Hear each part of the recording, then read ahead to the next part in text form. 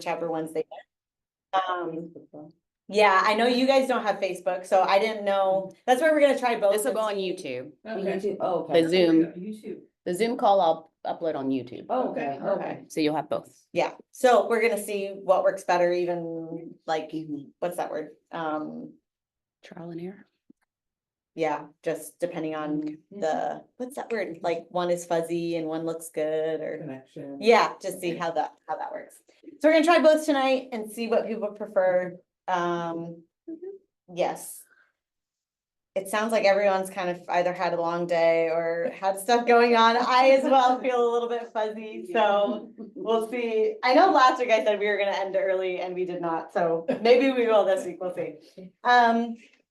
We're just gonna start as usual with just some quick review.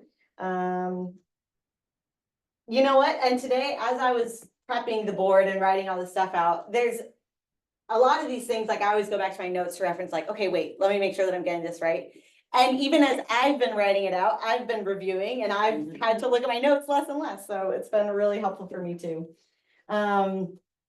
So once again, our 3 goals for this class, to begin or continue developing an understanding and love for God's word with the intention of it leading to greater discernment, to grow in seeing and knowing the faithfulness of God, which is why we study history, because it's a compass that points to his faithfulness, and then to be inspired to study scripture on your own.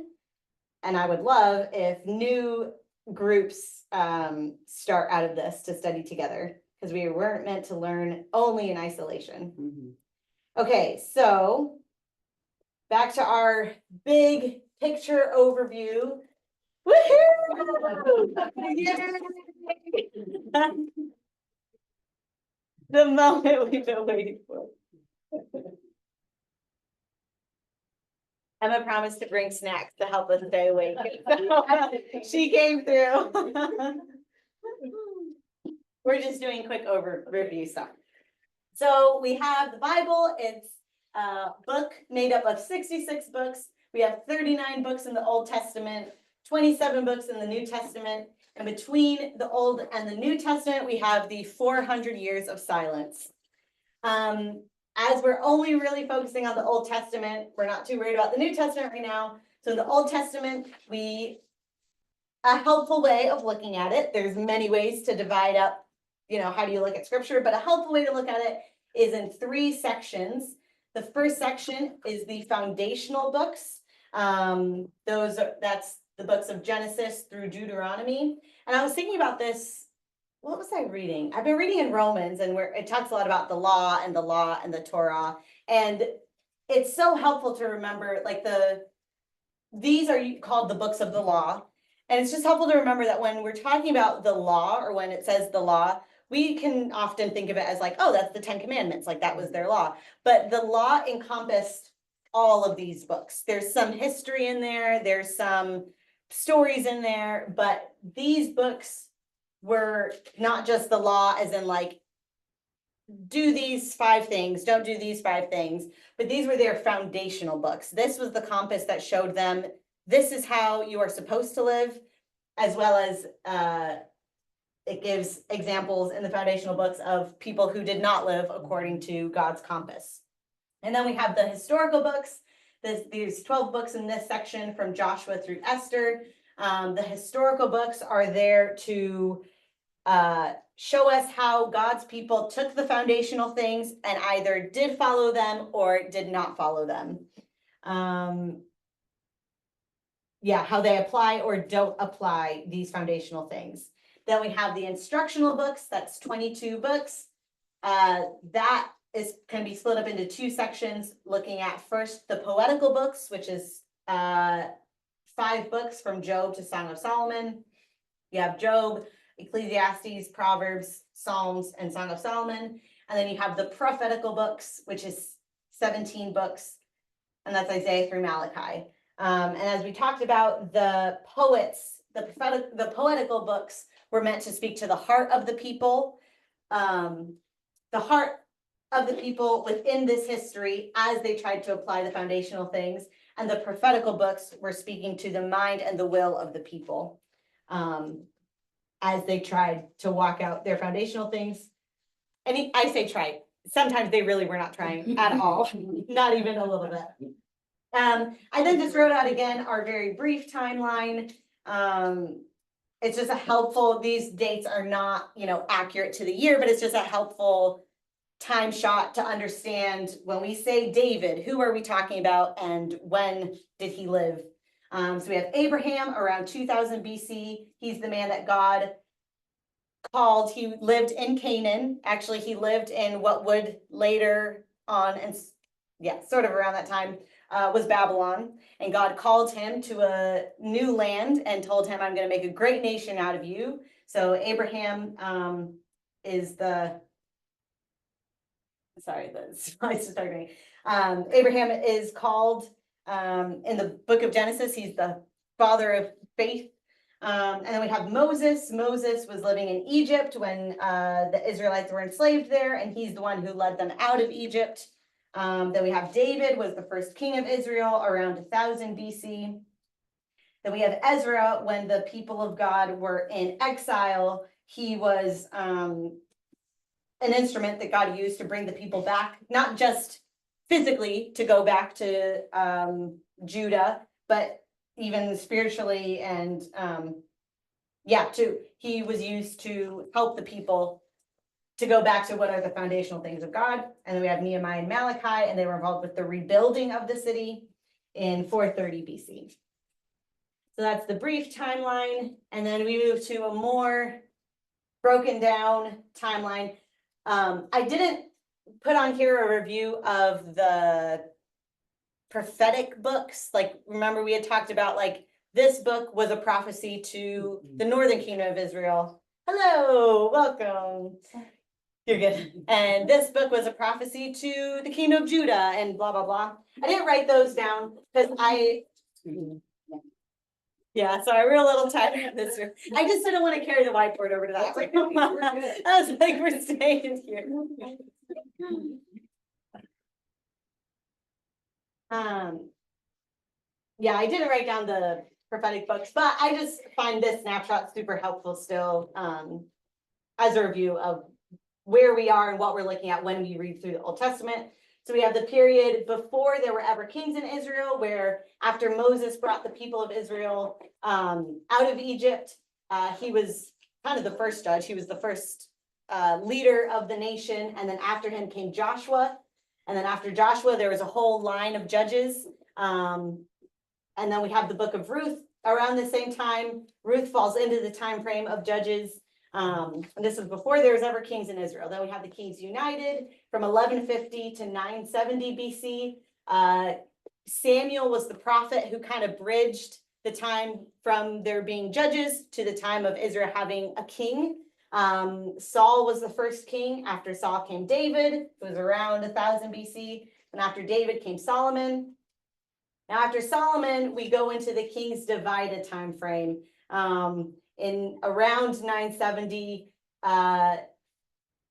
the 10 tribes kind of to the north split away. They got their own king. They didn't like what was going on, and there was a big split. So you have Israel to the north, the northern kingdom, which is 10 tribes, and then you have Judah to the south, the southern kingdom, which was just the tribe of Judah, and the tribe of Benjamin made up the southern kingdom. Then in 720, Israel, or the northern kingdom, Assyria came in and took them over and scattered them all over the place. And a lot of Assyrians settled their own people within Israel, within the northern kingdom. That's where we would get the, I was gonna say modern in Jesus' time, where we would get the Samaritans from. That's why the Jews hated the Samaritans, because there were these half-breeds, Assyrian and Jews intermingling. And then that was in 720, and then around 600 BC, the kingdom of Judah was taken over by Babylon. And that picks up where we are going to be talking today. But after that time, we have, 720, 600, we have Israel scattered, we have Judah exiled. You can read about all that in 2 Kings and 2 Chronicles. And then around roughly 530 BC, we see a return of the people of God back to their homeland, which I was just thinking about this recently. So we all know that there is a modern day nation of Israel, and Israel is the only nation in the world to be displaced from their homeland and returned not once, not twice, but 3 times. There are other nations that have been displaced and then been able to return, but Israel is very unique in that way. We see a lot of prophecies about God returning his people to their land, so I wonder why it would be the only nation in the world where that's the case. So you can read about the return to their land in Ezra and Nehemiah and Esther. Yeah, I just want to clarify that these books of the Bible, these are all considered like the historical books. That's why there's no prophetic books that you see in here. Obviously, a lot of those books fall into these time frames as well. But these are just like to read about the history of that time. Okay. Okay, and then what we talked about last week was kind of zoning in on a very different, well, nearby, but different part of the world. This is all Israel's history.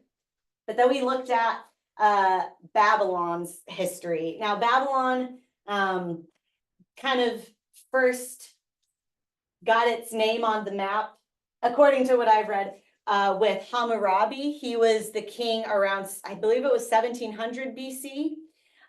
So Babylon's been around a long time. Like we had, like Lori had mentioned, like Abraham had been living in the land of Canaan, which was around that area. And then around 1700 BC was when Babylon really kind of started to make a name for itself. So fast forwarding to 600 BC, around this time frame, there was sort of a back and forth of like Babylon gaining more power and then Assyria gaining more power. But at this time of Israel being taken over by Assyria, the northern kingdom being taken over by Assyria, Assyria was really the Mesopotamian superpower. They were the big dog in the fight. As you can see in 626, Babylon has been paying a tribute to Assyria. You know, they're really under Assyria's power. But in 626 BC, Nabopolassar, the Babylonian king, decided to rebel. Thank you. I was like, that was weird. Rebel against Assyria. In 612 BC, Nabopolassar, along with the Median Empire, so with the Medes, defeats Nineveh, which is the fall of Nineveh was something that Nahum had prophesied about. I need to read that again. I was thinking about that as I was writing it out. I was like, I should actually read the book of Nahum. I haven't read it in a while. So yeah, Nabopolassar defeats Nineveh in 612 BC. Also interesting to note, Nebuchadnezzar most likely would have been fighting in these wars. Nebuchadnezzar was Nabopolassar's son, so he would have been involved with this stuff. In 609 BC, Necho, who was the pharaoh of Egypt at the time, he mobilizes his troops and starts marching up through Israel in order to go and try to help Assyria. Necho was not about Babylon being the superpower of the time, and so he was trying to aid. As far as I can tell, not so much because he really liked Assyria, but he just wanted to keep Babylon from gaining more power. So King Josiah, who was the king of Judah at the time, one of the best kings that Judah had, goes up against Necho and is actually killed. Yeah, I forget. Where are my notes here? It's in Second Chronicles. Does anyone have the chapter written down? 35. Second Chronicles 35. That's what it is. Second Chronicles 35. Fascinating. Where Josiah, or where Necho's like, let me go. Like, I'm going in haste. Your God told me to do this. And Josiah tries to stop him, and Josiah is killed. Again, in 609 BC, Assyria is defeated by the Babylonian and Median armies. Egypt begins to retreat. It's important to note that Egypt retreats, but they might not be the superpower at the time, but they're still a powerful empire at this time. So Egypt decides to retreat as they're going back to, so we have Assyria here. As they're going back down to Egypt over here, they're passing through Israel again. Now, when King Josiah was killed, his son Jehoahaz became king after Josiah. Josiah had much more pro-Babylon leanings than Necho was comfortable with. So the assumption is Necho was afraid that Jehoahaz would follow in the same path as his father and be pro-Babylon.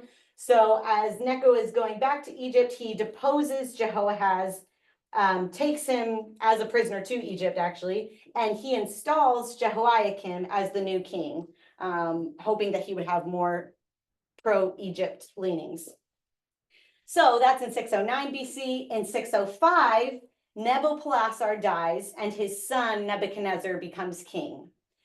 Also in 605, Nebuchadnezzar makes Judah a vassal state. This is not the year that Nebuchadnezzar comes and destroys everything and he just tells Judah, hey, you're a vassal state to me now. You owe me tribute. There would have been some rules involved with that. He also takes many of the king's family to Babylon, which is when Daniel and his friends would have gone, in order to indoctrinate and instill them. Nebuchadnezzar had the right idea. He wanted the best, and not just in Judah, but in other surrounding areas. He wanted the best of the best to come to Babylon, learn their ways, and then be part of building up the infrastructure of Babylon, which is pretty smart.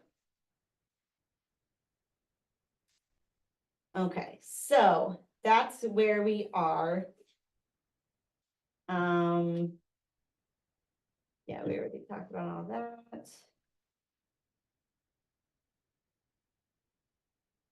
Yeah, we reviewed last week sort of what's the setting that we're in. Babylon was an incredibly wealthy, opulent, indulgent city. Some of the sources, not even like biblical scholars, but just historians talk about like, yeah, you could, if you were a traveler traveling through Babylon at night, you didn't need to worry. Like there's comparatively to other parts, or even to what Rome was like, what archaeologists have found, not many murders, not much crime, lots of entrepreneurship, even female entrepreneurship. It was a very thriving society. And I loved when Emma was researching this, the word that she kept coming back to was it was very indulgent society, which, yeah, again, we often have this. When I think of Babylon and its wickedness, I think of like what it was like living in the Bronx or living in like these dangerous cities where there's just murder happening everywhere. But it really wasn't. It was an indulgent, everyone, had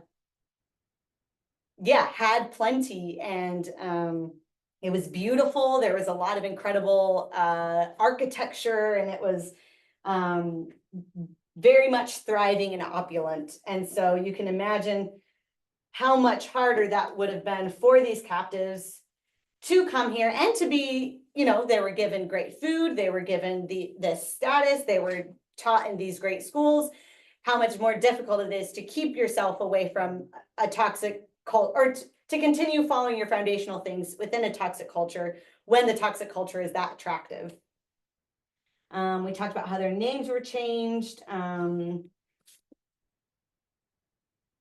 Who Nebuchadnezzar was, besides being a pickle in VeggieTales. He was a great military leader. He was considered the greatest Neo-Babylonian king of the time, just because of how much he extended the empire during that time. So this is the setting that this is the world that we're entering into in Daniel. Where's that? Here it is. Okay. Is there anyone who I didn't tell you guys I was gonna say this, so little pop quiz. Not really pop quiz. We ended last time. We ended last time talking about just how Daniel's, I'm trying to find my note here about it. Oh, right. We talked about in chapter 1 how the way Daniel went about creating space for God to work, so that when people saw him, they would, they, rather than being able to praise Nebuchadnezzar for his, what he had provided, they would know, no, whatever you see is because of what God has done. And I asked the question about, are we being purposeful about wanting him to receive glory from your life and for him to get the credit for things rather than it being to the credit of even other people or our job or our own intelligence or whatever? And I asked that question about, are you allowing space for God to work in your life? And I was just curious if anyone had, like, having thought about that a little bit, if anyone had any examples, whether good or bad. I would love to hear testimony of like, yeah, this is something that I gave up in order for God to be able to step in. Because I wanted God to get the glory and not my own doing. Does anybody have an example or story that they would want to share?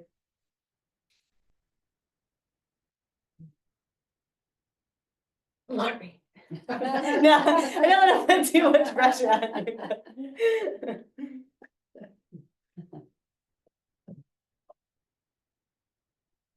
Yeah, I mean, I guess I'll just share a little bit, but I do think that, I think I mentioned in a conversation recently that like when we share a testimony, sometimes it can be hard and feel very vulnerable and, embarrassing, or I don't want people to know this happened or that happened in my marriage or whatever, but,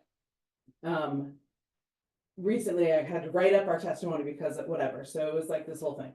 And as I was writing up the testimony, I really felt God putting on my heart, like, this is my story, right? So, because you can, and both of us even did in some ways, like we really had to keep our pride in check, and because you can get to a place where like, oh yeah, people want to hear our story, like the flesh in us might feel that way. And so I really felt God saying like, this is my story. But then when I was reminded of that, then it's easier to tell the story, because really it doesn't matter all the yucky stuff. Like I might have to share a little bit, whatever, but to know that really it's God's story and it's for him to get the glory and for people to know that they can have hope in him. And it's, it's like this, like that song, this is the spirit of prophecy. If he did it for me, he can do it for another. You know what I mean? And so just to know that. So I certainly am not perfect at it, like as far as making sure that I'm allowing space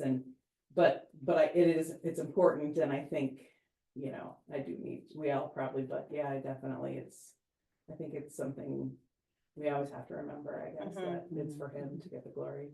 So. Yeah. Thank you for sharing. I was thinking of you specifically because, and I know that knowing all of you, I know we've all had these situations in our life where it really could not have been us by any means. Right. But at the same time, I think of situations where like, I could have like made this happen. And so being intentional with like, okay, where are places in my life where I could have made this happen, but I actually chose, and this requires discernment and the Holy Spirit, but like with the Holy Spirit, like, okay, am I doing a human, solving of the problem instead of just creating the space to let you work in it, rather than having a situation where it feels like you're like manhandled into like, just let me work, like you can't do this, you know? And I just know through your story that there were, I see times where you intentionally were like, God, like you have to, I'm going to step back and I'm going to wait on the Lord.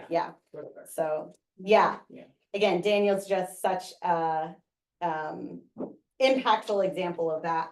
I wanted to go back to, I just wanted to mention another review thing from last week, just because I thought it was so cool. Something that Rhonda brought up. We were talking in chapter 1, how Nebuchadnezzar came to Jerusalem and he took some of the people from the king's family and he took some of the articles from the temple. And I mentioned that was a very common practice in that time when the conquering empire came in, they would take, usually it would be the statue of the people's God. Obviously in Israel, there was not a statue of Yahweh because that was against the law. But they would take things from their temple and bring it into their God's temple. And so Nebuchadnezzar probably was like, okay, well, no statue of a god, so let's take the utensils that are used for their ceremonies, their sacrifices, all that stuff. And then Rhonda brought up, she had just been reading in Jeremiah 27, verse 16, where Jeremiah says, see, the vessels of Adonai's house will now shortly be brought back from Babylon, for they prophesy a lie to you. So he's saying, like, these prophets are saying, like, oh, don't worry about it. Like, the vessels are going to come back soon. These articles, it'll be fine. Jeremiah says, do not listen to them. Serve the king of Babylon and live. Why should this city become a ruin? But if they are prophets and if the word of Adonai is with them, let them now make intercession to the Lord, that the vessels that are left in the house of the Lord, in the palace of the king of Judah and in Jerusalem would not go to Babylon. And just, we've probably all read through Jeremiah, but these parts where I could have read Jeremiah, but I might have not known that, he's saying they have some of the vessels of Babylon, pray that he doesn't take all of them, which is, he comes later on and completely destroys. Judah again rebels against him. In 597, they rebel against him. And then again in 587, they rebel against him. And it's in 587 that Nebuchadnezzar is like, I'm done with you guys, you little dogs, like yapping at my ankles. And he comes and just destroys them and destroys the temple. And just so cool seeing the connection of Jeremiah speaking to, like, serve him, pay the tribute, and don't, like, stop trying to get out from under his thumb. And just pay the tribute or you will be destroyed. And that's exactly what happens. Where was that in Jeremiah again? Jeremiah 27, starting in verse 16. Yeah.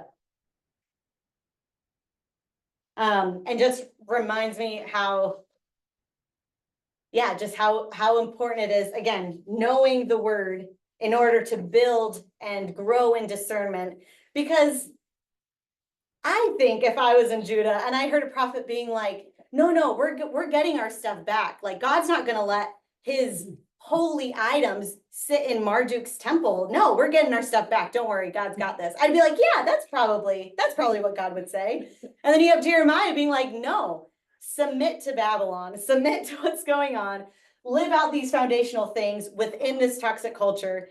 I'd be like, I don't know about that. And so, I definitely think I would have been one of the people in Judah that was like, no, yeah, we're getting our stuff back and we're going to overthrow Babylon in the same way that people in Jesus's time were like, no, Jesus is the king. He's going to overthrow Rome and then we're going to rule, right. Which is the opposite of what God's intention for coming was.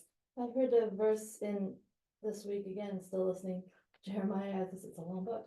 Yeah. I can't say where it is exactly because I was listening, but it struck me again. God spoke through Jeremiah and he basically said, why are there still people in the city? I told you all to go out to the king of Babylon. I told you all to leave. I told you all to desert the city, but you have stubbornly stuck here in the city. Again, what you were just talking about, that God kind of doubled down on it and said, why you're actually being rebellious to me by staying here in the city. I'm not exactly sure where that was, but it exactly related to what you were saying. What we were talking about last week. Yeah. So next Bible study, Jeremiah.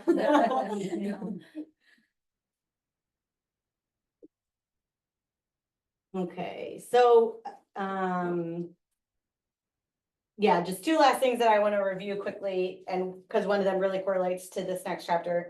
The first one is, well, they both do actually. The first one is Nebuchadnezzar, why Daniel refused the food. We looked at the fact that this was a temporary restriction that he seemed to have placed on himself, because in Daniel 10, we see that he is eating the food and drinking the wine. And so why was it not okay during this initial time and it was okay for him later on? And one of the conclusions that could be had is that Nebuchadnezzar was trying to feed them in a way to bring about what he considered was what a wise man looked like. They refused the food to give God room to work so that he would be the reason for their success. Again, they were standing up in chapter 1 and saying, whoever looks at me, I want God to have the glory for what I look like, for my very appearance. And then in chapter 2, we see them saying, I want God to get the glory for my wisdom. Like, this wisdom has nothing to do with the training that I received at Babylon. This is all because of God. We learned a little bit about the way that Babylonian dream interpretation worked, and that it would have been part of, when it says they learned the literature and the language of the Chaldeans, that would have been part of their curriculum, was learning dream interpretation. They would basically be told, this is what the dream is, and then they would go and read their books, their literature about, about the dream, and then tell the king, oh, see, this says this, so this is what it means. So that's why it was such a big deal in chapter 2, where Nebuchadnezzar says, you tell me what the dream is. And they were like, that's never been done before. Here's a thought, just going back to the Yep. food thing. I mean, Daniel was powerful enough once he was installed by Nebuchadnezzar that he could have probably procured and sourced kosher food for himself. Yeah, Knowing, Yeah. might- but that's even just like up people for in today's debate. society, Yeah, you have somebody who, like say an Orthodox Jew, they either Mhm. bring food or somehow procure appropriate food. for Yeah. Travel places or, yeah, because, and if you have the wealth and means, that's not a hard thing to do. yeah. Would have had his own staff. Yeah, Mhm. it's definitely, Yeah. it's definitely possible that the idea of the kosher laws, well, but then one of the things with that he refused wine, like wine would have been kosher. Yeah, So the well, fact that but we he- don't know if it was like off of idols or Right. he might not have known if it was an admixture because he was Yeah. allowed to have something Yeah. that was an admixture. Yeah. Yeah, One of the things we talked about last week was that I had always heard, like, either it's kosher or it's offered to idols or both. yeah.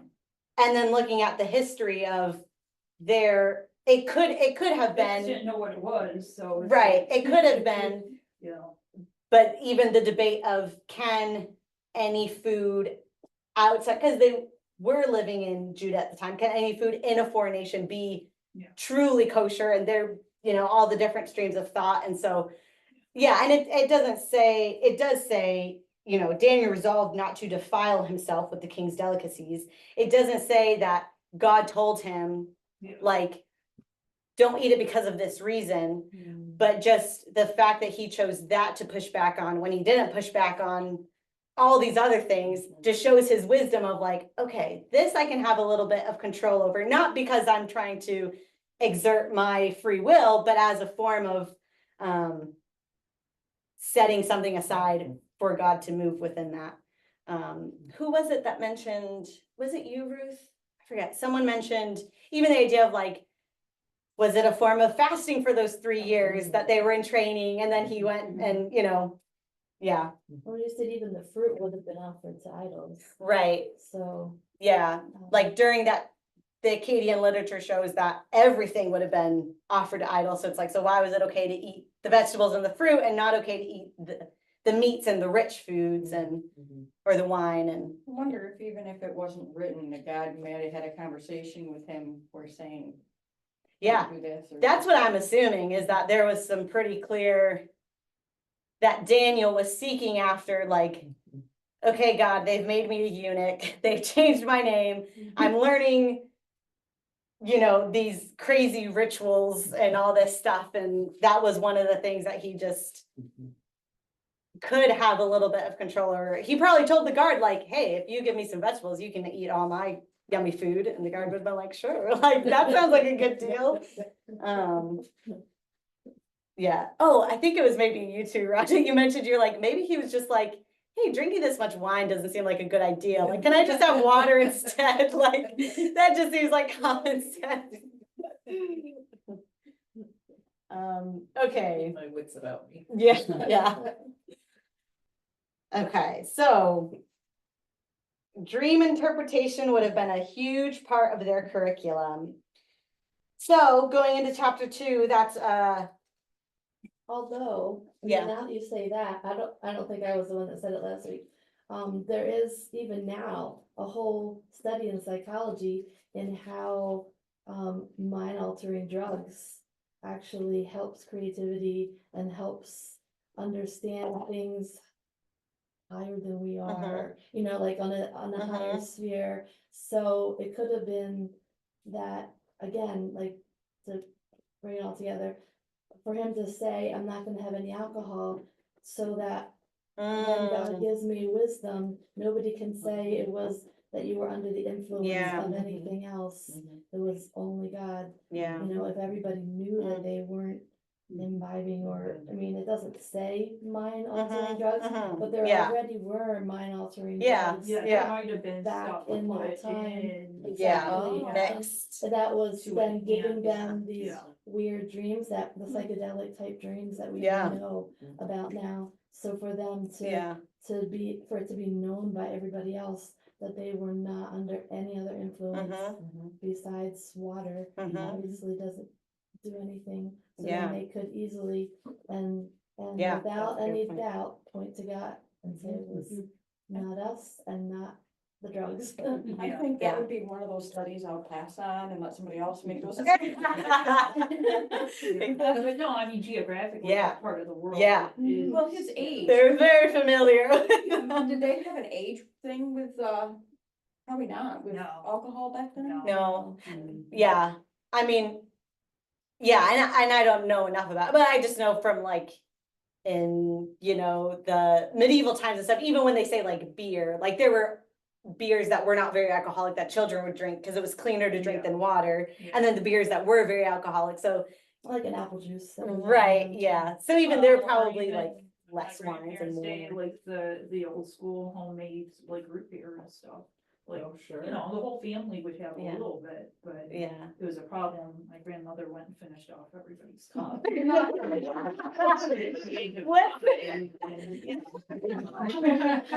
What's the scene in Anne of Green Gables? She drank like the cordial or whatever, and she doesn't know it's alcoholic. Yeah.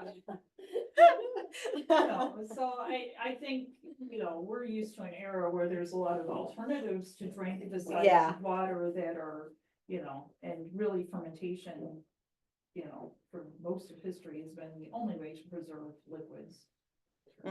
Yeah. Yeah, but that is a good point too about the drugs, right? It doesn't say it explicitly, but there would be good reason to assume that that could be, Yeah. yeah. Okay, we're gonna jump into chapter 2. And just something briefly that I'm just gonna mention, I don't know.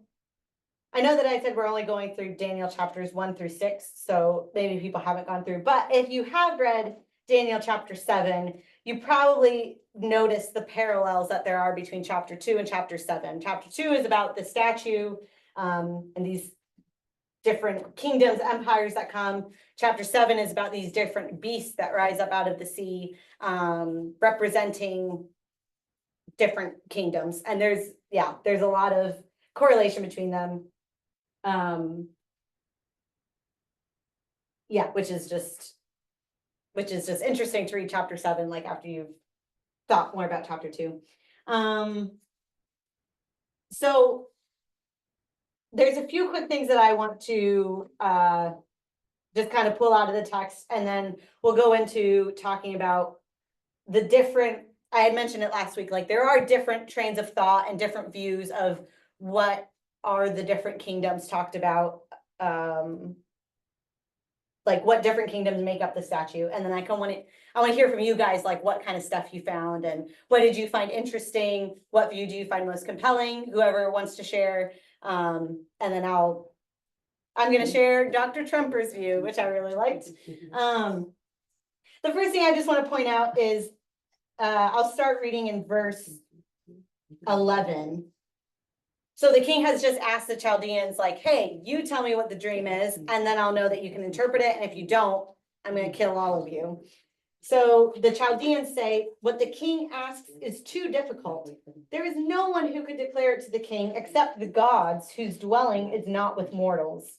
Because of this, the king became furiously angry and gave orders to execute all the wise men of Babylon. So the decree went out that the wise men were about to be slaughtered. They also sought Daniel and his companions to execute them. Then Daniel spoke with tact and discretion to Arioch, who was captain of the king's guard, and who had set out to execute the wise men of Babylon. Then he asked, what's so urgent about this? Arioch informed Daniel about the matter. So Daniel went in and asked the king to grant him time so that he might disclose the interpretation to the king. Then Daniel went to his house and informed his friends, Hananiah, Mishael, and Azariah, about the matter, so they would request mercy from the God of heaven concerning this mystery. One, I just love, I kind of want to hear from different mine says in verse 14, he spoke with tact and discretion. Does anyone else say something different? Prudence. Yeah, Prudence, it's ESV. yeah. Prudence. Yeah. Prudence. Yeah, I just love those two words. I'm like, I want to be someone that is known as having Prudent. tact and discretion, like that. I just think, I just view Daniel so differently than what we often can think of as what it means to like protest against a toxic culture, like tact and discretion. And Yeah. Dr. Trumper does bring up quite a few times, which is good to keep in mind. It's like, they're not living in a democracy right now. There is no voting. There is no like, oh, I can speak out against this, or I can, there's freedom of speech. Like that's not something during this time. So there is big differences in how you would operate within a dictatorship, like it would have been in this empire, versus how you would operate in a democracy. But I just loved those, every time I read this, those two words just stick out to me, tact and discretion. Yeah. And then New King James is counsel and wisdom. I like that, Mine says wisdom and tact. wisdom and tact. Yeah. Anyway. Yeah. I like it. He did start out by asking a question, and that's often Mm, a non-confrontive way Mhm. to actually, it's a tactic for Yeah. dialoguing, but. yeah. Be like, hey, what's going on Yeah, here? it doesn't- Why do you want to kill us? Oh, okay. Can you explain this more to me? You know? Yeah. Where he gets in again with the guard. Yeah. Yeah, and then verse 17, I just think it's interesting that he calls them by their Hebrew names and not by their Babylonian names. I remember reading this and like before I like had ever really studied this, reading it being like, wait, who? Like, who is he talking about? Because I only knew like Shadrach, Meshach, and Abednego. That's who you learn in children's church. And so yeah, I just love that when he is speaking directly to his friends, he uses their Hebrew names, which is cool. Okay, so I'm just gonna go into. I like that he calls them his friends too. Mhm. Not that they were just all in the, happened to be, but somehow they formed a bond, Yeah. friendship. Yeah. Okay, so then they take time to pray. During the night, the mystery was revealed to Daniel in a vision. Then Daniel blessed the God of heaven. I just love that. I always think of like, how would I be in this situation? And I'm thinking like, okay, he's been told, like, if you don't think, like, you're all gonna be killed. And if I got the answer, I probably would have been like, immediately, like, okay, I got it, like, Right. stop what you're doing. But he takes the time to first bless the God of heaven who gave him the wisdom. And again, creating that space for God to move. And when God moves, creating the time and space to thank him and to praise him and bless him. And yeah, I can get very just urgent about things. And there are some times where urgency is required, but yeah, I just love that. He took the time to bless the God of heaven. So Daniel goes to Arioch. He says, don't destroy the wise men of Babylon. Bring me in before the king. I would declare the interpretation of the king. So Arioch brings him in. The king asked Belteshazzar, are you able to reveal the dream to me? He says, no, I cannot reveal the dream, but there is a God in heaven who reveals mysteries. He has made known to King Nebuchadnezzar the things that will happen in the latter days. The dream and the visions that went through your head as you lay on your bed are these. I love that. In verse 29, the revealer of mysteries has made known to you what is going to happen. I like that term for God, the revealer of mysteries.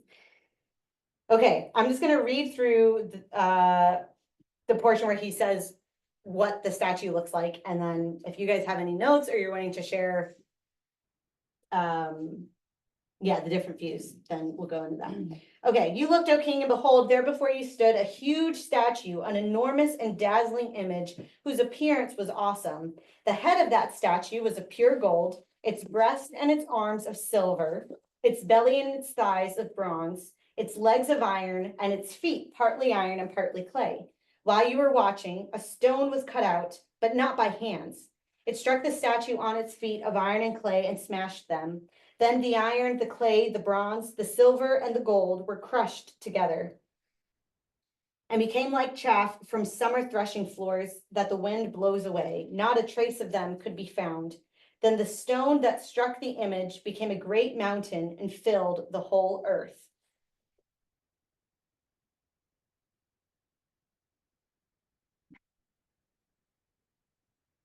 Then the interpretation, he just goes on, he clearly says that Babylon is the head of gold. You, O king, are the king of kings, to whom the God of heaven has given sovereignty, power, might, and glory. And then he mentions that there's going to be another kingdom after you, and then there's going to be another kingdom, and then there's going to be another kingdom. The kingdom of iron, he says, this will be a divided kingdom.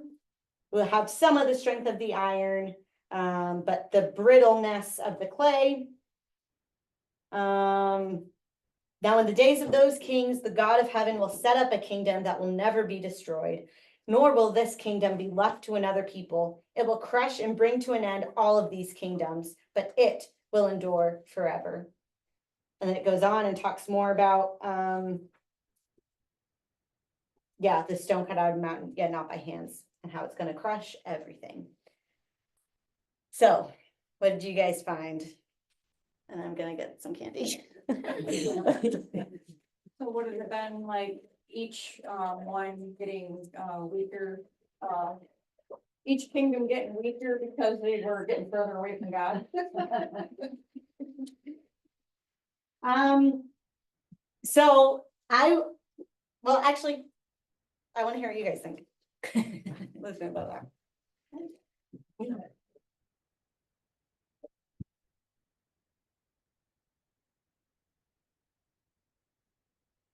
Actually, arguably the strongest empire, the Roman Empire, because it was iron, even though it didn't mix through it, because gold is soft.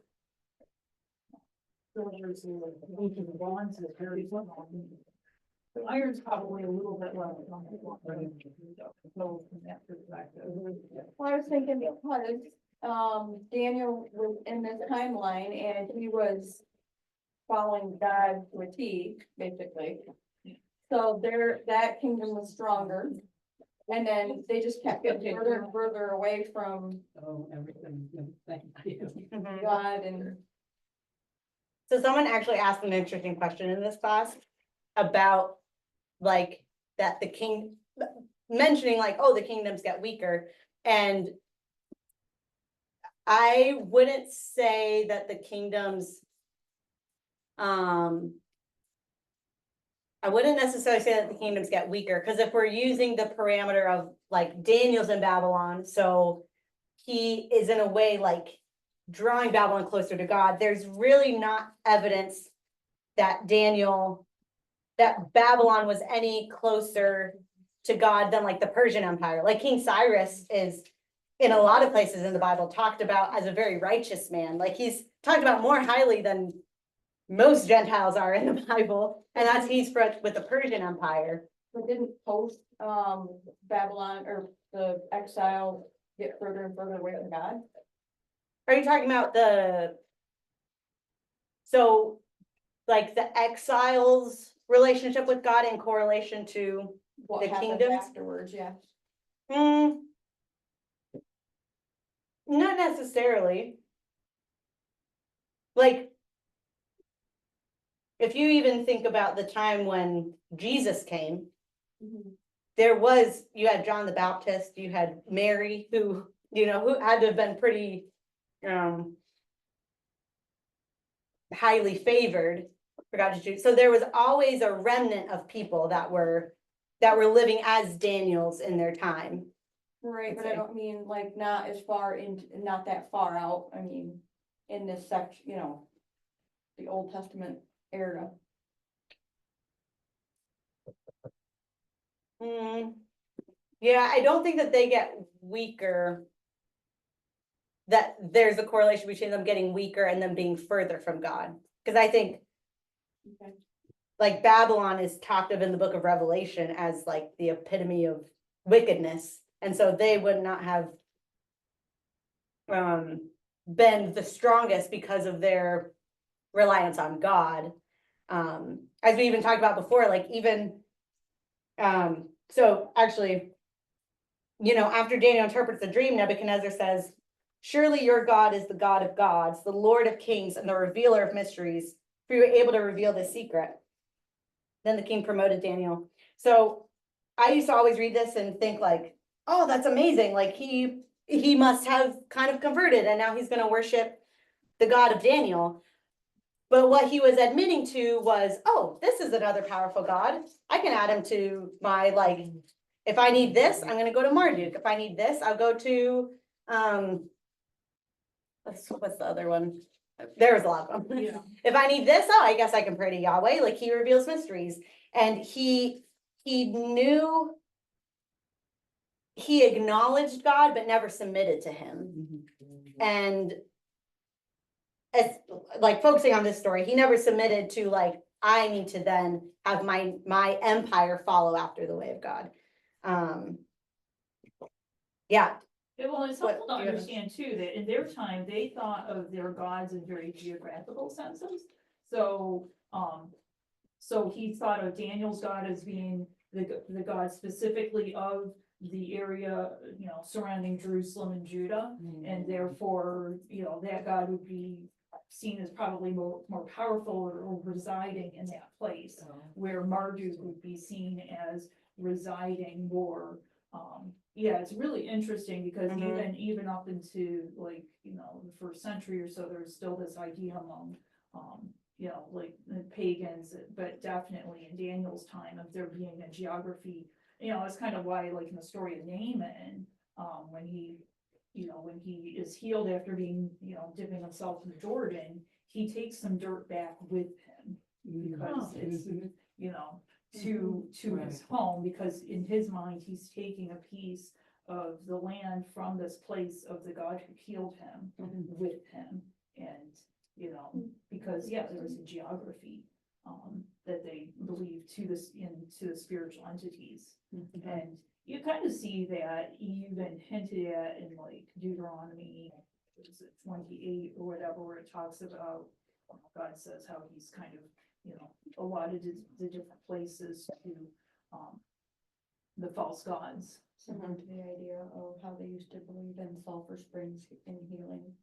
Maybe, yeah, I mean, yeah, there's definitely even in Christianity been, in early Christianity, a significance placed to maybe, some, like maybe a church where a martyr's buried or something like that. Yeah. So that's why he'd be like, oh, okay, your God's pretty cool, but in his mind, that God is the God of specifically this You would think geographic. as accurate as, Yeah. Daniel came with everything God told him, you'd think he'd be like, maybe I'm not so right after all. There's might be something to this over here. Yeah. Instead, he had to get turned into a cow. Yeah. Like, come on, dude. Yeah, but at the end of that, then he actually gets something that Jehoiakim never even got through his thick skull. So that's something That's a interesting good to point, compare and yeah. contrast. is Yeah. that- It took 7 years. Yeah, like Jehoiakim never submitted, That's true. Mhm. you I'm know. sorry, if somebody turned Acknowledge me that. into an animal, I ain't gonna take 7 years to get that one through my head. I don't know, I'm not gonna, I'd be like, Yeah, oh no, yeah. I uh-uh. find myself though, all the time I read stuff, even like especially the Old Testament, and we've talked about this a lot, like. How are they complaining out over there? and you know? over Like, and over. it's Like, like, you do can that imagine to the all amount the of time. times, I mean, Yeah. Still doing it, No, Yeah. dude. carried you. We have the Holy Spirit inside of us and we still do these things, so I'm a little like, yeah. I know. Oh, wait, we still do it all the Yeah. time. If it turned into physically into an animal eating grass, I'd be like, okay. Well, check. it doesn't say anywhere that he was physically turned into an animal. He appeared, his nails were like claws, but, you know, his hair was essentially crazy. like a really badly not treated schizophrenic. Yeah, yeah. Okay. I listened, Yeah. this is not I'm talking, but I listened to this podcast, there's this podcast I love, and they were basically talking about like, are werewolves real? And they were like talking about Nebuchadnezzar. To be like, look, he's probably a werewolf, and it was so funny, it was very interesting. That's so funny because they're actually pointing Bigfoot into the Bible now. Yeah. Okay, so I mean, it's a little silly on some, but I tell my kids, there's no story that they didn't get the idea from the Bible. Exactly, yeah, Like, I just feel like, Yeah. yeah, like, so I actually Vampires, like that because fairies. I'm like, Yeah. no, yeah. they take it to the extreme as they do everything else. Yeah. I just wanted to talk about the idea of like the degradation of societies, because Dr. Trumpert did talk about that a little bit, about how the question was like, do the kingdoms get progressively less strong, showing a degradation of, like you were saying, like getting more and more wicked. And his point, which I am not you know, I don't have any like scholarship or studied ancient civilizations that much, but he was like, it's really hard for me to say that, having studied these ancient civilizations, because that idea of like, there's nothing new under the sun. Like, I've heard people say that even about like America, like that there's, and I understand with particular subjects like abortion and things like that, I understand the idea of like, how did we get here? But at the same time, when I read history of any nation, I'm like, it just happens. Empires rise, they completely walk away from God, and then they fall. It's similar, we're talking about Noah this Sunday. It's similar to that, I think, where an empire gets to a certain point where God's like, this cannot go on. Right. And they get overtaken by another empire, and you know, they're destroyed. And it might not always be a super dramatic destruction, but they're always taken over. And so this idea of the degradation of whether societies or kingdoms, I don't think that it's like every kingdom is getting progressively more wicked until Jesus comes back. I think it's a bit of more of a cyclical history that happens. I keep thinking, as we're studying this, I keep thinking, you know, if the Bible was written now in our time frame, like how bad would that look later on? People reading going, what? They did what? Yeah. But even a lot of the stuff that's happening in the United States these days is very comparable to what was in Rome. Mhm. And Yeah. what was in Babylon at the Yeah. time. Or Yeah. the days of Noah. Doing Yeah. abortions, they Yeah, had rampant homosexuality. Yeah. The laws actually favored cult prostitutes. people, Like, people, you know, yeah. Yeah, That's, yeah. America still is not as bad as some of the other cultures. Mhm. This whole thing about history repeating itself is ridiculous. Yeah, Yeah. yeah, But I did Yeah. notice that, Yeah. I mean, maybe you'll address this too, but in verse 28, it's Daniel says to the king, so you will know what will happen in the last days, my version says. So does that mean in the end times, or does that mean in the end of your kingdom and how your kingdom will end? That's one of my questions. So mine says the latter days, which Would be in the future. Like, I think it's just kind of like Sometime in the future. sometime in the okay. future. What is interesting is that Nebuchadnezzar didn't see this happen. Like, he was not king when the Medes and the Persians took over. I don't know. What do you think, Rebecca? Yeah, I mean, I think it's just, it's a That makes picture of God's sovereignty and just Mhm. kind of, What's gonna happen. it's kind of making him aware that he is not the be all and end all, and Mhm. that, you know, and that there is a sovereign God and a sovereign plan for history. And I think it's interesting too, because you asked about like the interpretation of that, you know, like the historical interpretation. I think even Irenaeus was saying this, he was a second century Mhm. Apologist, kind of the first apologist. He would have had a YouTube channel. Seriously, seriously, he would have. They would have loved YouTube. And it took me all of summer and fall to get through his 5 books against heresy. Wow. But,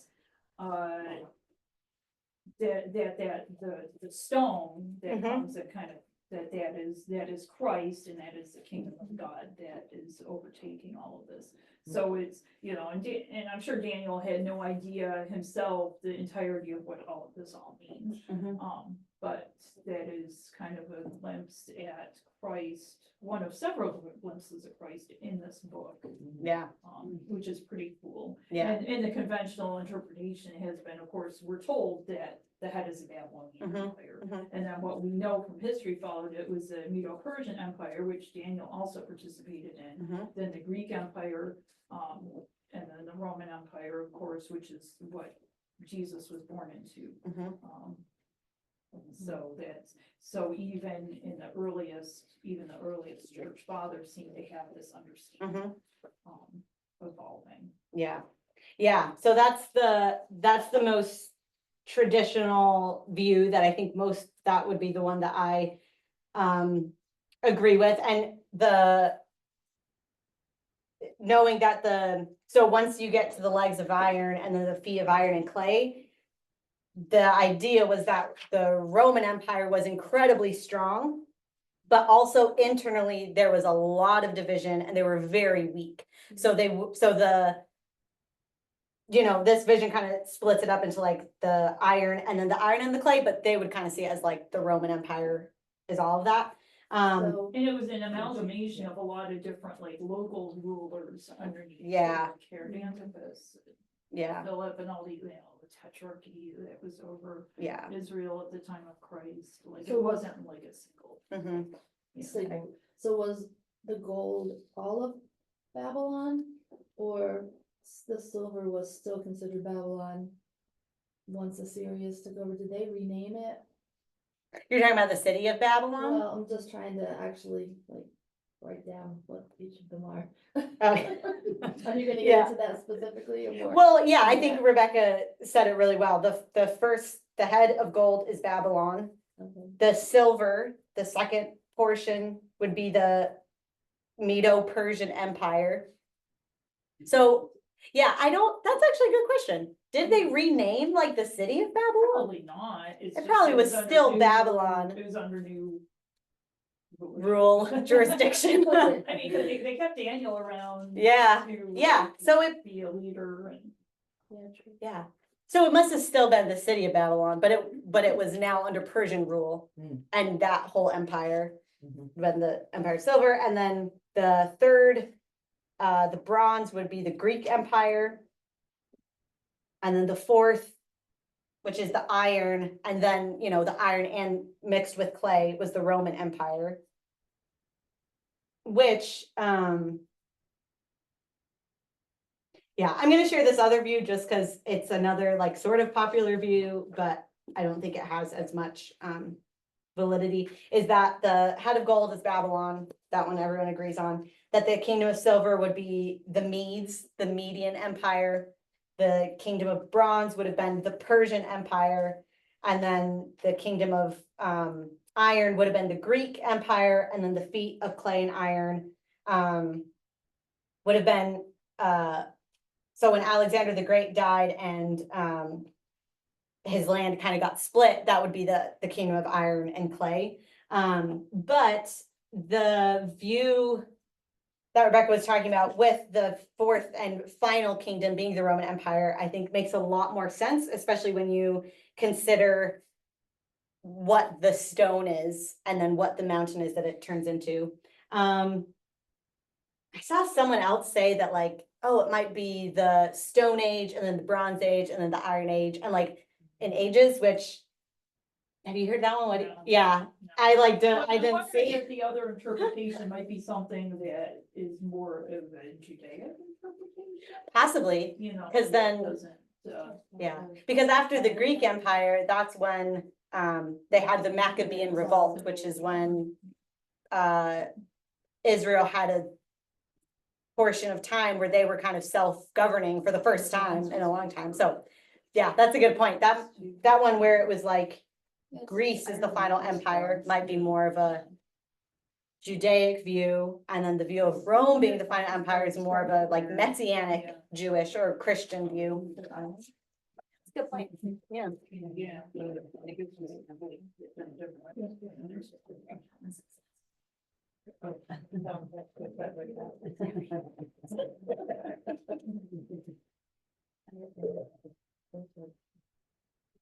This was in my kids' curriculum. I have a whole picture. Yeah. I can, but I don't think I have a good. Of the statue, yeah, there's a lot of that. that. Yeah, there's a I'm lot. sure of it's that. on, yeah. Yeah. I was like, I don't even remember. Yeah. But I love the fact that it was like a picture. Okay, so about the stone and then the stone becoming the great mountain, there's a lot of really cool stuff out there that I don't have the time to get into all of it. What verse Um, is that one?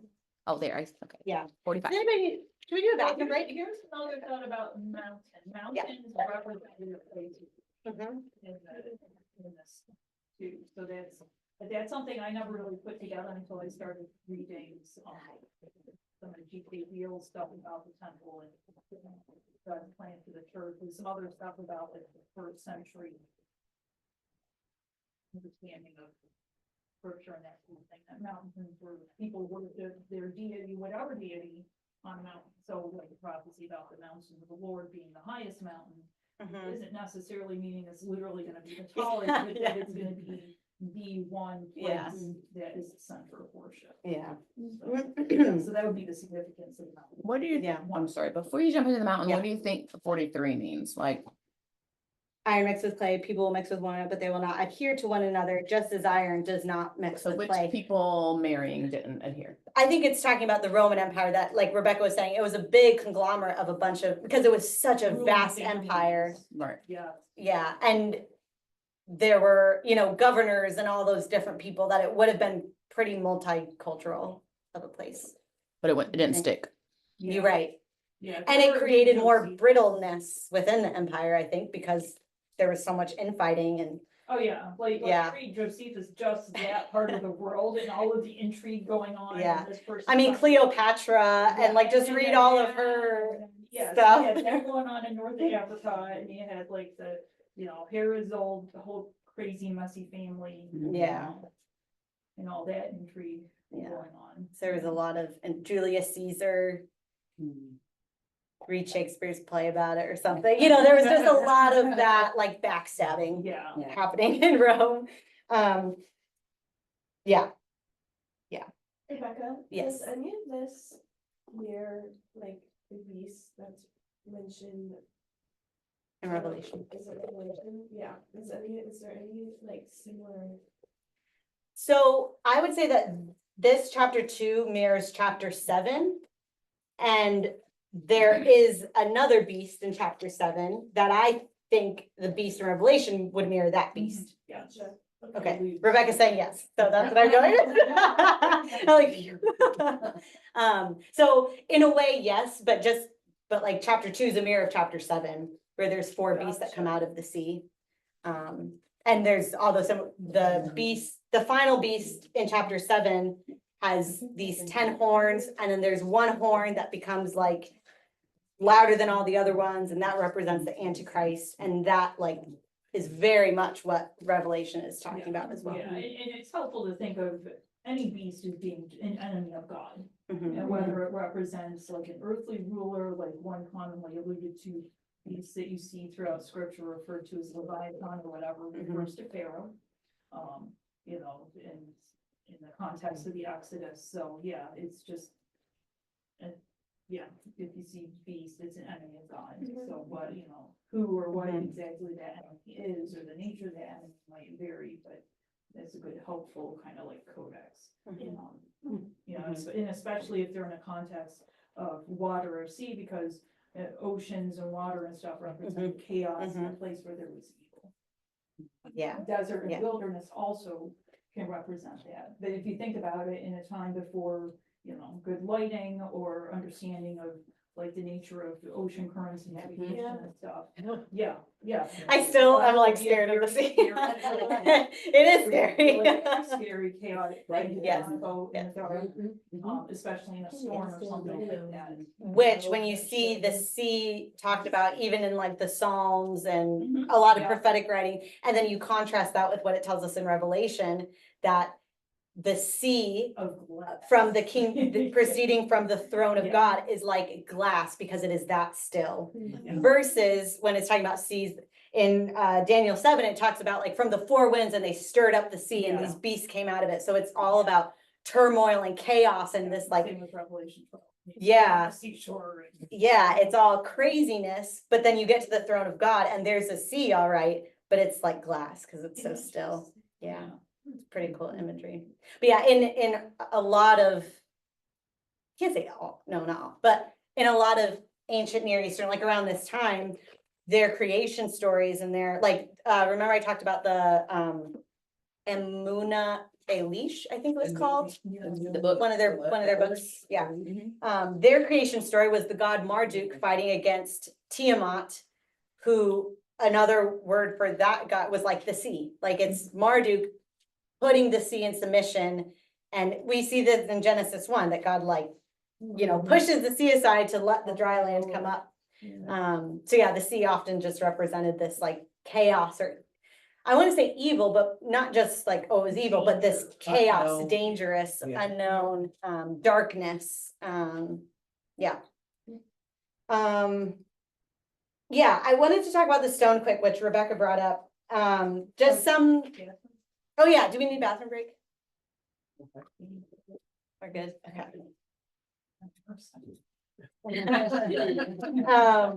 So an idea that I just found really interesting, and like Rebecca said, a lot of early church fathers, so you know, we're talking 100, 200 to like 400 AD, like after Christ, had a lot to say about this time, which makes sense because if the last kingdom talked about here is Rome, then they were living in the time of like, we're living in this time.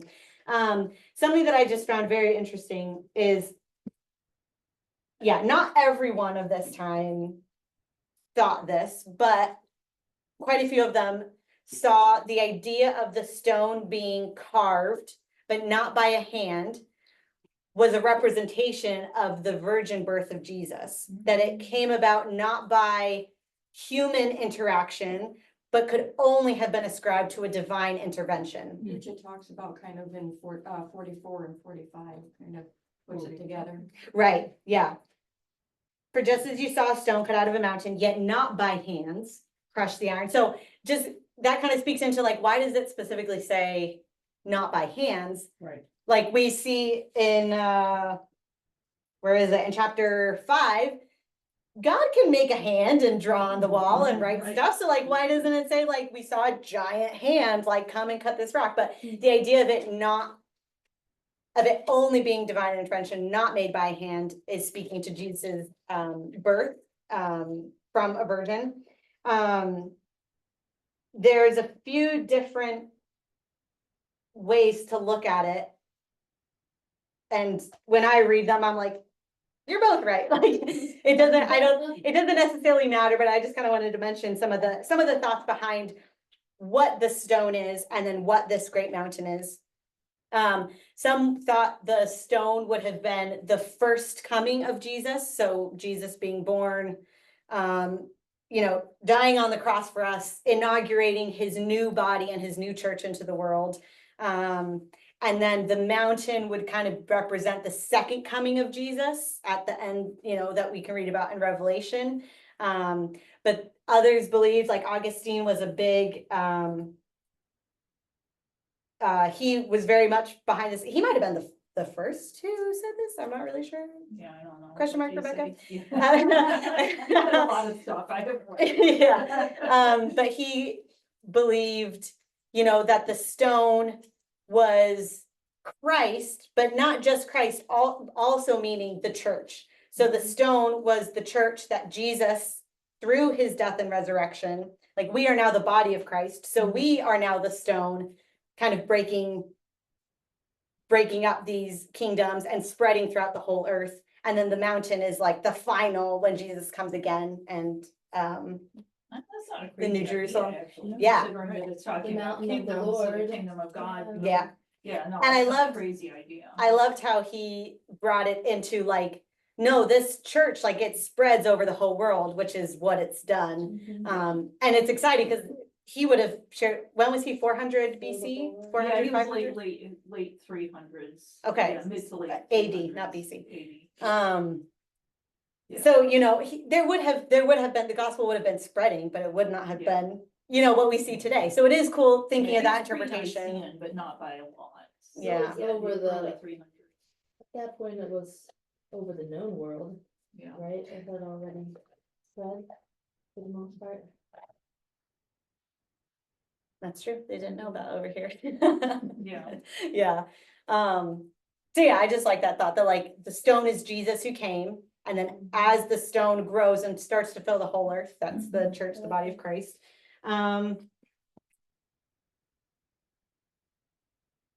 Yeah, Irenaeus saw the stone. Irenaeus. Irenaeus, I don't thank know. you. I don't know either. I have no idea. I'm pretty sure it's I have no Irenaeus, but it's Irenaeus. probably whether it's Um, Latin pronunciation. Yeah. He saw the stone shattering the image as a picture of the second advent of Christ.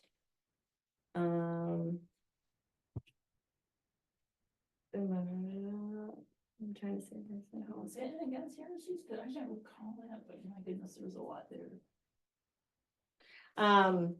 So yeah, so there's, like I said, there's a few different perspectives on this, and to me at least, none of them necessarily like contradict each other, but there are people did have different emphasis, like emphasis on the body of Christ being the thing that covers the whole world, or emphasis on the second coming of Christ and that he's the one who's going to, you know, bring about this stone covering the earth and it becoming the mountain of God. Actually, it's Jesus, right, that says when the gospel is spread through all the earth, then the end will come. So that would all go back together with that. Mhm. He Yeah, specifically gives, I mean, at the same time, he's saying nobody knows the day or the Yeah. time, but yeah, God, the Father, he does say when my gospel is preached to all the earth, mhm, then the end will come. mhm. So that would correlate with, The idea of the stone spreading. the Yeah. mountain covering the whole earth. Yeah. Same terminology. In Yeah. some ways, all the signs are more torture than if we didn't know any of that stuff. Cause you keep looking for the signs like, you coming? Yeah, yeah, yeah, yeah, and that was one of the verses that just really came to mind through all of this, the Matthew 25, he talks about only the Father knows when I'll be returning. Jesus says, even I don't know, even I don't know when I'm gonna be coming back. The Father's gonna tell me when I come back. That's in Matthew 25. Just about the stone as well. As I was reading this, just made me think of Matthew 21, where it talks about the stone that the builders rejected has become the cornerstone. So that definitely speaks to, again, I don't think that the stone representing Jesus means that it couldn't represent the church, because I'm like, we are his body. So that makes sense that those are correlated, but I just really loved that picture of he is the stone cut not by hands that comes in this divine intrusion into the kingdoms of the world. And the stone that the builders rejected has become the cornerstone. Oh my gosh. And I think a difference perhaps between Irenaeus and Augustine was Mhm. that Augustine was actually developing a more comprehensive theology and then fitting that into it. Where Irenaeus, he was just like, dude, there's all these heresies, we need to like really articulate what the foundational beliefs of the church is and maybe respond. So a lot of what he said was in response to specific heresies. Mm, So it wasn't necessarily. didn't know that. That's good to know. Outlining it like, Do you have yeah, that's why I comments said he'd for have a those two? YouTube channel, cause he'd just be like. Yeah, You know, telling these about- heretics are saying, you know, all this crazy stuff, and this is why it's not true, like, it's, you know. And it's all wild stuff people still believe today, like that Paul wasn't a true apostle, that Paul was a false apostle, he addresses that. Mhm. You know, yeah, just all kinds of, you know, ideas about Christ that were wrong. So Augustine was like you had said, late 300s, early. I think I bet early 300s because he. I But think didn't it he was- write City of God after Rome got taken Might over? have been, in you like know, and 400? his conversion was, you know, I think his Yeah. conversion was earlier, and then because I Yeah. know Ambrose was killed by followers of Arius, and that's who Nicholas punched at the council of Nicaea. So, Wild. Okay, I'll put so 350-ish. he's like, yeah, he's like, Because- he probably overlaps into both, because he Okay. lived in different also. Irenaeus was like late 100s, so he's. Late he's- 100s, okay. Yeah, so he grew up in Polycarp's church, and Polycarp was a disciple of John the Evangelist.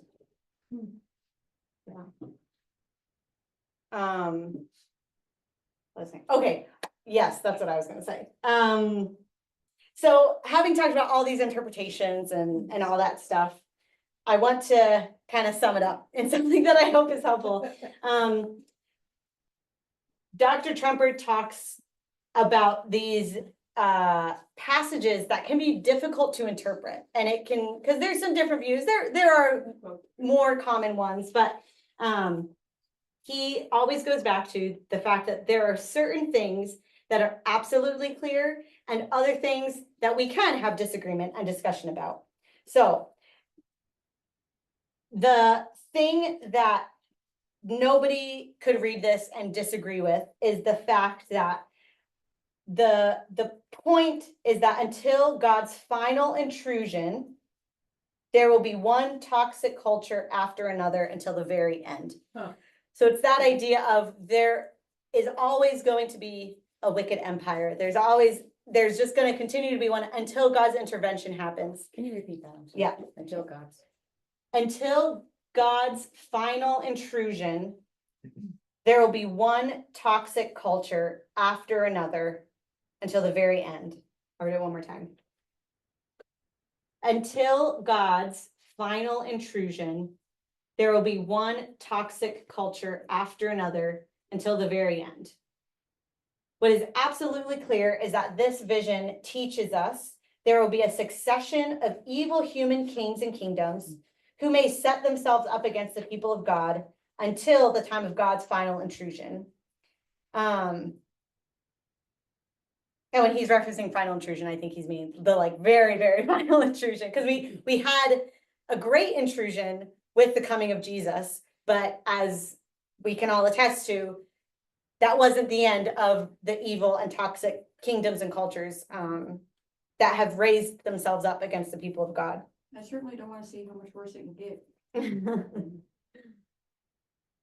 So, yeah, I think, well, I don't know. I can get very caught up in prophecies to the point that I can miss the main point that they're trying to get across. Like, I love researching the intricacies of like, well, what does this mean? And why do they say that this kingdom's Rome and this and that? Which is good. I think that if it interests you, that's awesome. You should research it. But I just loved that summary to kind of keep the main thing. As we're researching this, knowing that the main point God is trying to tell us here is Rome's not the end. There's going to be a toxic culture after a toxic culture, but there will be a final intrusion. And we know how the story ends.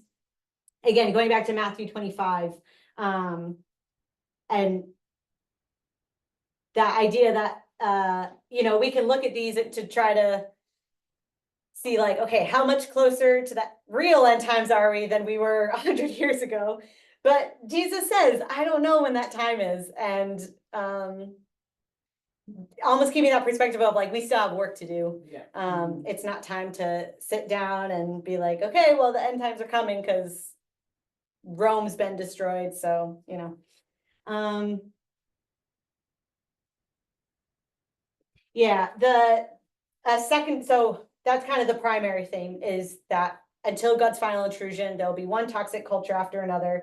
A secondary theme that he brings up is the fact, so we go to the end. The king promoted Daniel and lavished on him many marvelous gifts and made him ruler over the whole province of Babylon and chief over all the wise men of Babylon. His secondary theme in this portion is you can not only survive, but thrive under persecution. And seeing the story of Daniel as an encouragement to not just withdraw from an evil society, but again, where can you make space for God to move within that society? I just think of the Madisons having their Halloween party on their street that's so busy, like that is doing exactly what Daniel would have done in that time. Well, and when you think of they were given specific instructions by Jeremiah for what to do in this time of exile. Mhm. And that's really the instructions that we're given as we live in Babylon. Yeah. Is to, go and, have our families and work at our jobs and plant our fields and have our houses and not just like sit around agitating against the system. We're trying to return home and pining for, Yeah. what we had. Like that it's a set time. In their case, it was 70 years. Mhm. We don't know how long our time is. Mhm. Right? And so, I think it's helpful to see that as a parallel and model for, and Daniel is remarkable that he did that in a position of like power and, he's very different than most of the other prophets in that he was, he wasn't like a prophet by trade. He had a day job, which most of us have day jobs of some man or other. Yeah. Also in this last section, I already mentioned it a little earlier, but just wanting to reiterate this again. In order to contrast Nebuchadnezzar to Daniel, which might sound like obviously they're different, but in this regard, in verse 47, it says, in response, the king said to Daniel, surely your God is the God of gods, the Lord of kings, and the revealer of mysteries, for you were able to reveal this secret. And the king promoted Daniel, lavished on him these gifts. So if that was where the story ended, then I might not come to this conclusion, but it's just fascinating to me looking at what Nebuchadnezzar says, but then what he does afterwards. And I mentioned this, I think a couple weeks ago, where it is pretty clear Nebuchadnezzar was, like I said, the most famous, successful Neo-Babylonian king of the Neo-Babylonian time. And so there's lots of history and studies done on him, and it's pretty clear from historical documents that Nebuchadnezzar remains devoted to Marduk, the god of Babylon, throughout his reign. Not to say that he didn't say these things, but it seems to have very much been this like, oh yeah, I can admit that this God is powerful and that this is the God of wisdom and that he revealed these things to you. But there still seems, obviously the stories to come, but even in history, that he remained devoted to Marduk. And it made me think of that verse in James, I forget what verse, James, maybe it's like 4, I don't remember, but where James, the book of James, he's telling them like, oh, you believe that God is powerful? You believe that God is real? That's great. So do the demons. Like you can't, it's not enough to believe that God is powerful or that he can do these things. You have to submit your life to him. And I just see in this statement, and then knowing what's to come, this contrast between Nebuchadnezzar and Daniel. Daniel always acknowledges the power and wisdom and sovereignty of God and acts accordingly and submits to it. And Nebuchadnezzar admits it and then just lives how he wants to live.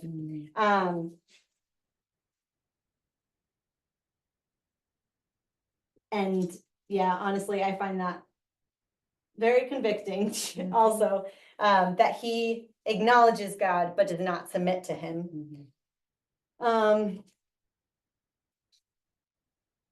Yeah. Kind of summarizing and looking forward to chapter 3, chapter 3. I would say chapter, We have a flag on. yeah, there's so many, I didn't know there was gonna be so many flags in here. Something like that. I wonder if they're in the other classroom. So yeah, I would say that chapter 2 highlights God's wisdom. And what we're gonna see in chapter 3, it's a story that highlights God's power. I had one written for chapter 1 too, and I don't remember what I said. Chapter Can 1 you say that highlights- again? I'm sorry. That chapter 2 highlights God's wisdom, and chapter 3 highlights God's power.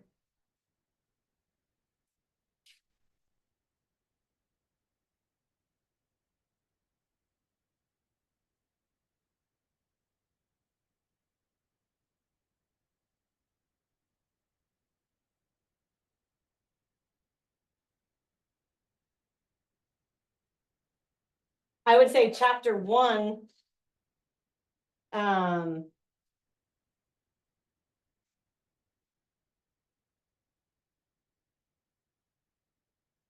Chapter 1 highlights God's provision. Honestly, that's we're talking about food. Yes, okay, Rebecca agrees. Everybody write it down. Highlights God's provision. I had it written down and I didn't put it here again, yeah. So chapter 1 highlights his provision, chapter 2 highlights God's wisdom. And then we're gonna be going into chapter 3, which highlights God's power. And that's Okay. next Tuesday? Next, yes, Tuesday, November 5th, election night. Election night. Oh, that's what Patrice wants? That's what Patrice And requested. I won't ever be here. Oh, I thought she was here next Oh, week. maybe she will be here next week. I think she said she's leaving and then coming back and then leaving. She again. is, I am a little confused on her schedule. Yeah. Because I think she did Hard to say be all. she'd be back then, but then I was thinking at one point she said she won't be here for any of Okay. the others, so. Yeah, Yeah. yeah. Hopefully, she's here. So looking at chapter 3. What are some questions that people had regarding chapter 3? A quick one that I had was, where were they? It says Dura, in the province of Dura. I'm just curious, like, where is that? And is it different from Babylon? So that was one of the questions that I had.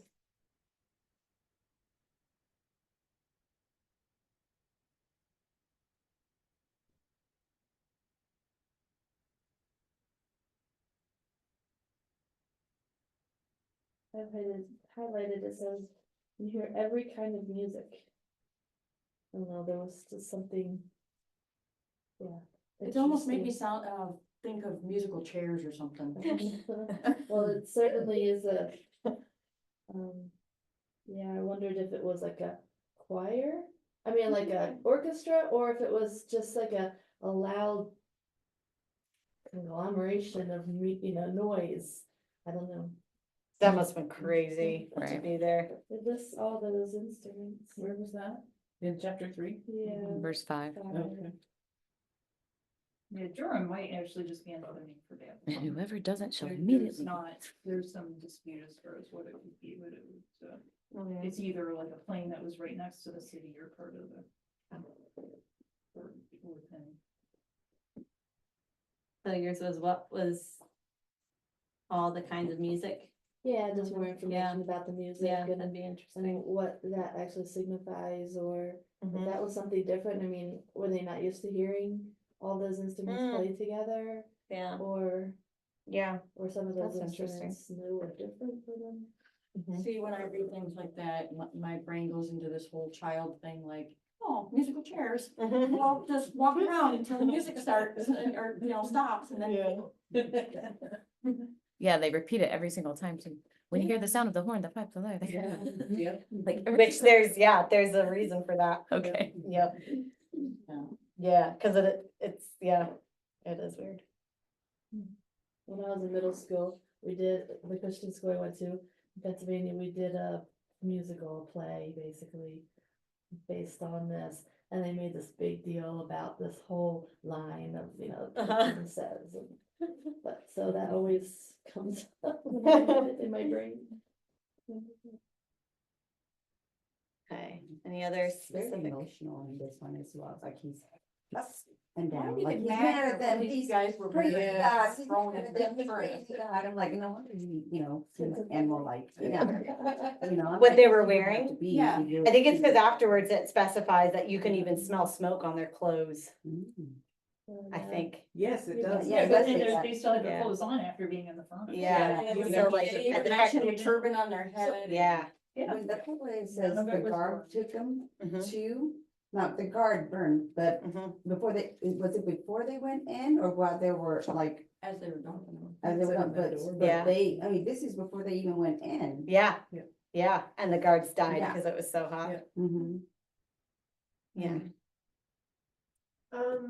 This could be a really dumb question. How would they know what the Son of God's form Mhm. is? That's not it. That's actually a really good question. It does have an answer, but, well, I think that I have an answer for it. But this, again, this is for next week that we're gonna talk about. I want everyone to stew on it and come with answers for next week. Yeah, but yeah, that's a very good question. Okay. Okay, any other specific things that people would want to? I don't know if this is a question or Mhm. this is just like. I don't know, but it's ironic, maybe ironic, so that they're trying to throw them into this fiery furnace and hell is described as a fiery pit. Are they correlated? Is it just, I feel like there's no coincidences in the Bible. Mhm. But it's ironic that when man tries to throw them into this place, there's like, no, I'm fine, Mhm. compared to the eternal. Yeah. I never even thought of that. I never thought about that, yeah. I do know that the, The guards are killed putting them in. Yeah, They're not yeah, even the that's intended actually good, target. yeah. They're not even the intended target. Yeah. Other than hell, that's the Okay. only time I can remember,